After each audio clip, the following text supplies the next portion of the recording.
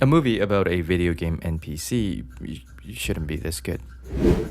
Free Guy is a new movie directed by Sean Levy about a video game NPC, or for those of you who don't play games, non-player character named Guy, who finds out one day that he doesn't have to act the same way as he always has and decides to be the free guy. Yeah. Ryan Reynolds, of course, plays Guy with that Ryan Reynolds of Ryan Reynolds movies personality. We got Jodie Comer playing Millie, the main character, Joe Keery playing Keys, another protagonist, Lil Howery as Buddy, who is Guy's buddy, and Taika Waititi playing Antoine, the antagonist. Okay. I'm being a little vague here because half the fun is actually in discovering what is going on outside its basic premise with this video game universe and how the real world events drive everything forward. Now, I walked into this PG-13 movie expecting a child-friendly story with some video game cliches that completely ignore the actual video game culture like many other movies do, but what I got out of it was not only not that child friendly, but also a wonderfully executed movie overall with the most accurate depiction of the gamer culture I've seen in recent years. In fact, we have some cameos from actual gaming YouTubers, and their role was maybe at times kinda weird, but for the most part natural and more importantly fitting to the narrative. First off, as I just stated, the gaming culture. I hated almost everything about 2018's Ready Player One, but if there was one aspect I liked, it was watching the movie give homage and winks to my favorite childhood movie characters. Now, Free Guy does the same in that aspect, but for video games. You see some classic weapons like the Mega Buster from Mega Man, the Portal Gun from Portal, and even the Rainbow Smash Pickaxe from Fortnite. And obviously, if you've seen the trailer, the whole movie is sort of reminiscent of the Grand Theft Auto universe in its concept.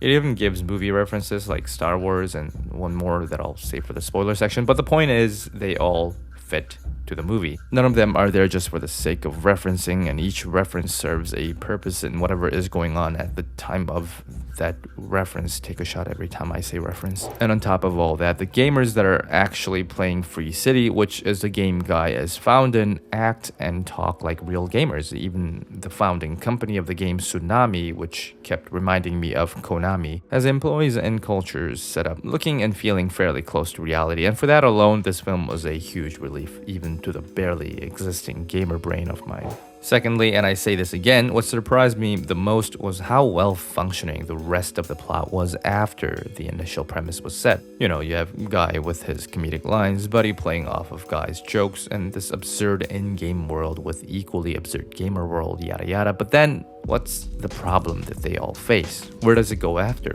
And this is where the main plotline that's not really in the trailer kicks in, and it works. I didn't expect the outside world stuff to matter as much as what's going on within the game, but the balance was there.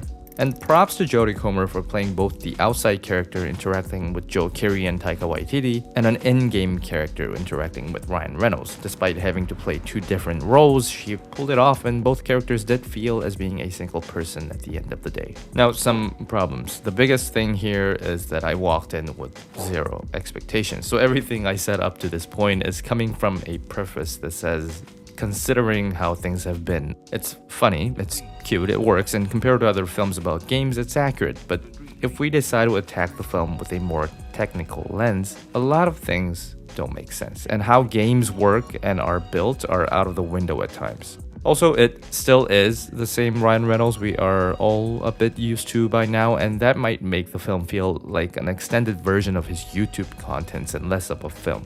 Oh, and Waititi as Antoine felt really out of place. He had the weakest lines, and he was so over the top it took me out of the already over the top movie. That's how over the top he was. Actually, now that I think about it, that's a big minus for me. So it might be more accurate, therefore, to say the movie was tolerable instead of great, but for what it was trying to do, I think it did alright, and that's why I gave it an extra point. Finally, a short spoiler. Skip to this mark if you don't want to be spoiled. 3, 2, 1. The other movie reference, of course, is the Avengers. When Ryan Reynolds summoned Captain America's shield and the movie played the Avengers theme, I fanboyed a bit more than I like to admit. And when Chris Evans came up on the screen yelling, "What the shit," I had to hold myself back from yelling out, "Language, Captain," but that's irrelevant. Also on that note, wasn't there one too many F-bombs for a PG-13 movie? I swear there was more than one, because when Ryan Reynolds dropped the F-bomb for the first time to Mr. Goldie, I was like, huh, that's when they use it? And then it happened again and I was so confused. Maybe I'm wrong, I don't know. Alright, so what do I say to those debating about whether or not to watch this film? If you like seeing Ryan Reynolds and his one-liners, and if you are craving for an at least more accurate movie about games with some cool effects and easy to follow storyline, in other words, if you have some time to kill and want to shut your brain off for 2 hours watching Ryan Reynolds, this movie is for you.